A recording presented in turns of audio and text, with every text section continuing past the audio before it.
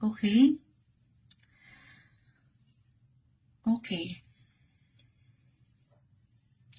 Mas seryoso, sabi ko nga yung maturity, ito pwedeng kailangan yung mapaangat or kusang aangat sa inyo ngayong December. So, kung seryoso na talaga ang mga sitwasyon at dumaan na kayo sa ilang emosyon na hindi ganun kadali.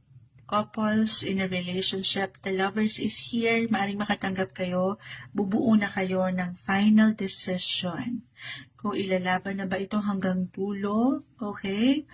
Pwede po, pwedeng makatanggap for some of you ng marriage proposal. Kung single man, love proposal. Regardless, I feel na may happiness and love na aangat.